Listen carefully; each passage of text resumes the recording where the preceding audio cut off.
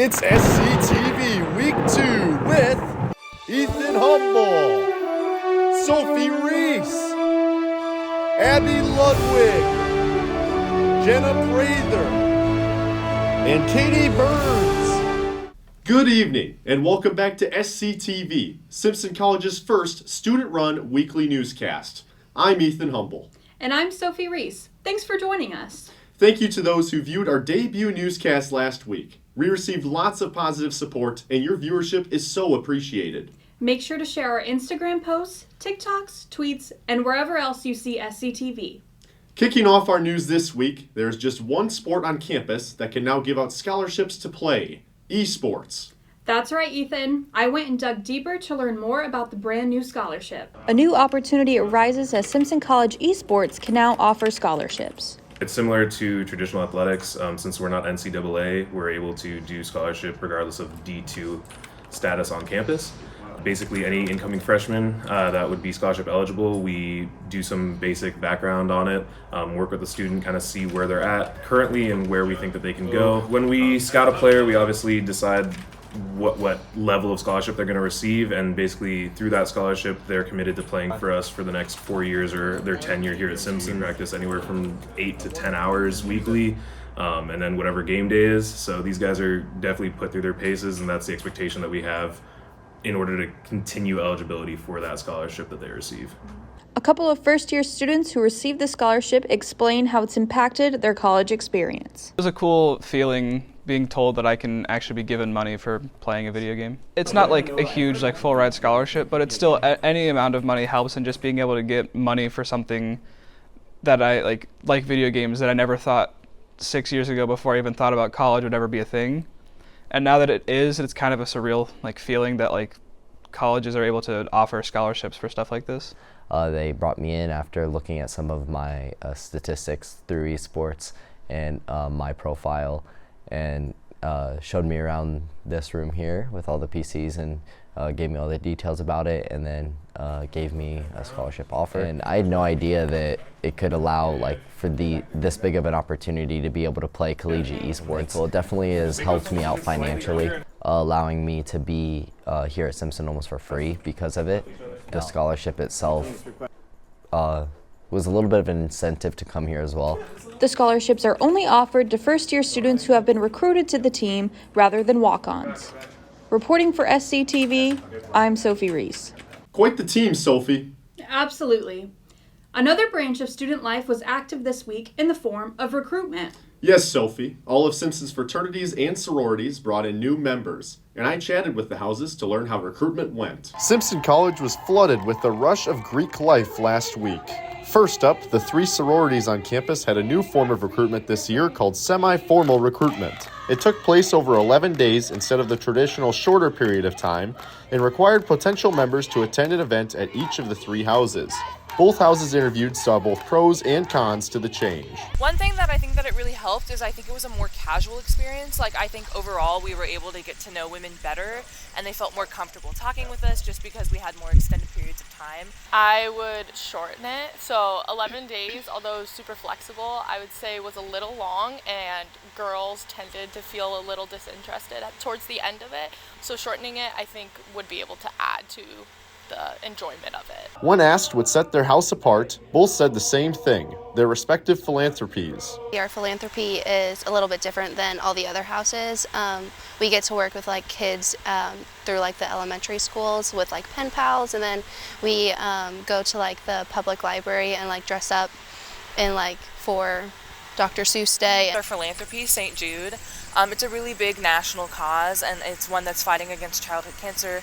All the patients that go to St. Jude don't pay anything for their treatment, so it's something we really care about in our house, and it draws a lot of women to us. But numbers never lie. New membership is down compared to previous years. Pi Beta Phi acquired 2 new members, 2 women joined Tri Delta, and Kappa Kappa Gamma, who unfortunately were not able to do an interview for this story, pulled in 4 sisters. Figuring out why these numbers are so low. I think one thing that may prevent people from joining Greek life here is they think about the bigger schools and what Greek life is there, but it's much more close-knit here at Simpson, I would say. For sure. Yeah. But it wouldn't just be the Simpson sororities inviting new members into their houses. That's right, the 4 fraternity houses also had their turn this week. While there weren't any major changes to the process, fraternity recruitment still showed some successes and failures compared to last year. I brought a lot of energy to this office, different from previous years, I've been told. I definitely took it very seriously. This is the first office I've had, and so I wanted to be the absolute best that I could. I feel like our outreach wasn't as good as it could have been, and it seemed like some of the guys were a little checked out of it. Last year, ATO did not the best at recruiting. The recruitment class was kind of lower. This year we tried stuff that we haven't really tried before. Like recruitment events were required for all members. We held more than we did last year. A couple of unique properties set the houses apart from the rest in bringing in new members. We're number 1 in leadership. So if you're looking to have a leadership role in life or in Simpson completely, we have a lot of connections with everyone around the campus. We also have a stronger brotherhood than most fraternities around here, and ours is the longest lasting brotherhood. We have the advantage of being able to recruit people who are non-binary or female presenting, and I think that definitely gives us a slight edge because we are now able to recruit a whole section of field that the rest of the fraternities are not able to talk to. Several houses spoke to taking efforts to making sure members would join the house that best suited them.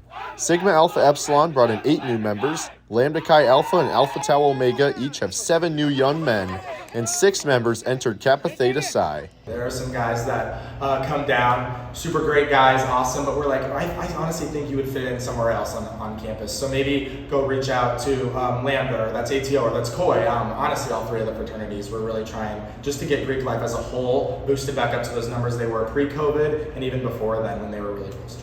Even if you don't join Koi and you're just a friend or you're just friends of the members or you just like coming around, you still have a home and a place here even if you don't join as a member. And many said Greek life is much greater than outsiders will ever realize. Bolstering Greek life as a whole is an asset, as we're the second highest retainer behind sports to retaining students at Simpson.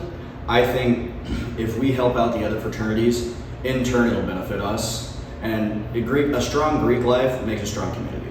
One thing that we really emphasize is that we're giving you a bid because we like you. We don't like you because we gave you a bid. Reporting for Sctv, I'm Ethan Humble. Great work, Ethan. Sure looks like a lot of fun. It sure was. Lots of energy. The renovations didn't just stop at athletics though from last week's package, Sophie. Yes. The Dunn Library is now located in Great Hall to build a new and improved place to study for the future. Our Abby Ludwig has more. With the new remodeling of Simpson's Library, the temporary location for Dunn Library this year is inside Great Hall. Simpson's librarian and archivist, Sid Dyer, explained why Great Hall was chosen as the new library space. We knew there was going to be a major remodeling, and I believed we would not be able to stay in the building as it was happening. I actually proposed the move of library services over here because I felt it was important for the library team to stay together in order to offer the best services to students and faculty in the community. Dyer wanted to be sure that all the normal library resources were in one accessible place. So as I'm scanning around campus going, what's one location where we can have everything happen, it was here. So I proposed it, I came and measured everything. We didn't have to buy one new piece of furniture to make this happen. I'm sure students will recognize the lighted tables and the leather furniture and the tall tables, but that's why we landed here. And it was a relatively easy move because we just had to move everything next door, and there's an elevator. Seniors Hannah Murphy and Samantha Mackey pointed out some of the pros and cons of the library being in Great Hall. With working in the education department, it's somewhat hard relearning where everything is in the new library. But contrary to that, I would say I'm glad it's in here because although the library is undergoing renovations, it allows the students a place to study and work in a quiet environment if they don't have that. Sophomore Chris Broplay felt indifferent towards the move, but said he had some curiosity of what the new remodel will look like. It's okay. It's like a elementary school library, so it's, it's small, but it's whatever. I kind of like it the way it was before, but curious to see what they're doing with it. I don't even think there's any other places on campus they could have put it, so it's okay here. It's cool. Whether or not students are a fan of the move into Great Hall, the library will be located there until next fall of 2023, according to Sid Dyer. For SCTV, this is Abby Ludwig, signing off. Big things coming ahead in Dunn. I sure am sad I won't be able to experience it. Me too. Unfortunately, we won't be around to see the renovations, but I sure am excited for the underclassmen. From the library, now to the dining hall, Simpson is now serving food at different hours. Tyler's closing sooner and Pfeiffer being open all throughout the day highlight a couple of the major changes this year. SCTV's Jenna Prather asked students what they thought about the changes. With the new dining hours implemented on campus this semester, I sat down with some students to get their opinions. I like them a little bit better since last semester I had to kind of move my hours around because it didn't really work with Pfeiffer hours, but now it's way better. At least for me and for most of my friends as well. I'm not super mad at them because I understand why they're doing them, staffing issues and everything, but I definitely think it's kind of harder for student athletes and students who are involved in things that go late, or maybe classes go late and they eat at a later time. Well, for me, since I'm a math and music major, I have to get up at 6:30 and get to class at 8. So not really, I realize the only thing that I can eat is Pfeiffer. So I feel like if it was probably pushed back to probably 7:30, that'd be pretty good.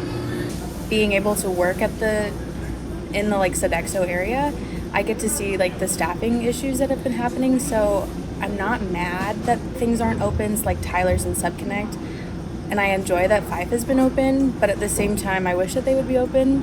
But I think that a great work study for students on Simpson campus would be to start working at Subconnect or Tyler's. They have a lot of flexible hours, and that really would help with the dining situation, I think. I think that these dining hours are better because during I personally have been planning to lose weight, and having Pfeiffer open all day long, facilitates me to start eating healthier. I'm used to something being open 24 hours, and I'm a night owl, so I prefer eating towards midnight, and everything's closed at 10, so it's harder for me to be on my normal schedule. Thank you, Jenna.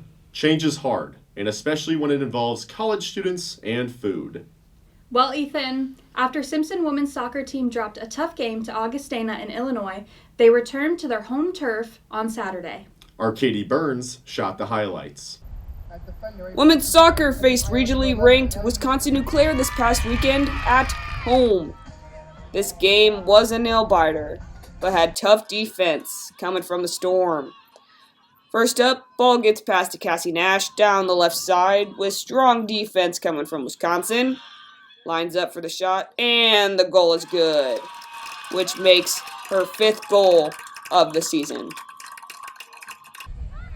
Cassie Nash receives the ball once again from Julia Wagner and passes to Barissa Valadez for the shot, and the goal is not good. Coming from behind, Wisconsin, Nash kicks the ball out of bounds to keep them from scoring. Great defense coming from Sally Worth as the ball is passed to Wisconsin for the headshot, and it does not get past Lanny Mears. Cozen passes to Nash for her 3rd attempt shooting a goal, and it is blocked by Wisconsin. During the second half, the game was on an hour rain delay, but once it settled, the Storm kept their ground, winning 1-0. Glad you could brave the weather, Katie. Their counterpart, the men's soccer team, went 1-2 in the last week, with 2 of the 3 games decided by just 1 goal. Some tight games. Football fell again Saturday to the University of Wisconsin-Stevens Point after falling behind 20-0 at the half. Women's tennis lost to Nebraska Wesleyan and Central, both by scores of 9-0. They head to the ITA Midwest Regionals this weekend. Women's volleyball has gone 2-3 since last week, with their first conference match being a loss to Nebraska Wesleyan on the road. Women's golf has finished 5th out of 5 teams at both the WPU Navy and Gold Classic and more recently the Buena Vista Fall Invite. But on a brighter note, top ladies golfer Maddie Stryker finished 2nd overall at the BVU Invitational. Congratulations, Maddie! That's going to be all from us here tonight. We would like to thank Professor Siebert, Professor Carpinelli, and Professor Steffen, and other faculty members that make this newscast possible. We humbly thank you for your time. We will be back next week. Until then, you stay classy, Simpson.